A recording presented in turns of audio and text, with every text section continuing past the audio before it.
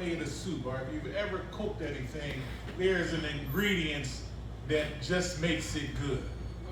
You see, and so what happens is you can put in all the salt, you can put in all the pepper, right? You can put in all the ingredients you want, but there's something about the flavor that you have to have the right ingredients. So I might put some hope in my soup. I might put some encouragement in my soup. But the main ingredients in my soup should be love, because that's the taste I'm looking for. You see, that.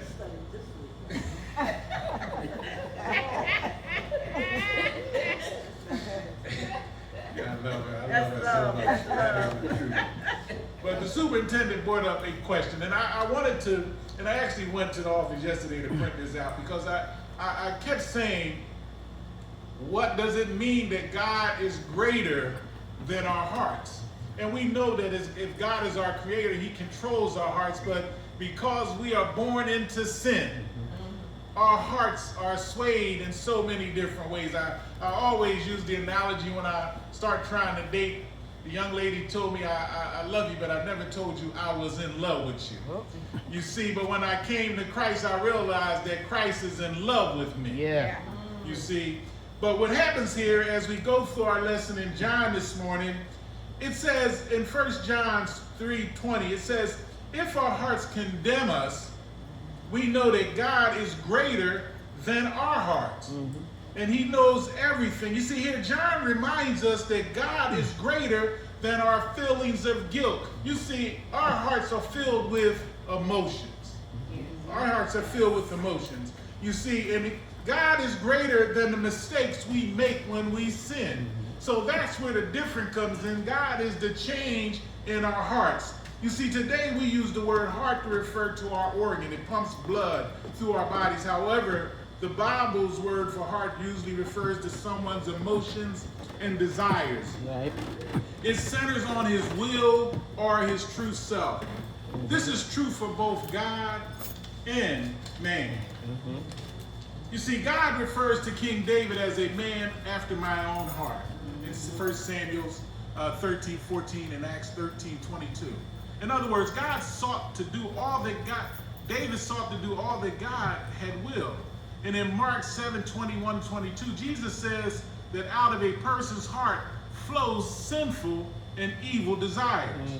So when John says that God is greater than our hearts, he's telling us that God is greater than our own desires and emotions. So that, if you, in a profound sense, that's the answer to the superintendents and questions. You see, that is where God is greater than our hearts, because God is saying, I'm greater than your desires. I'm greater than your emotions. I'm greater than your temptations. I'm greater than your discouragement. I'm greater than your sorrows, right? I'm even greater than the cardinal love you have for somebody else, because my love is a divine love, right?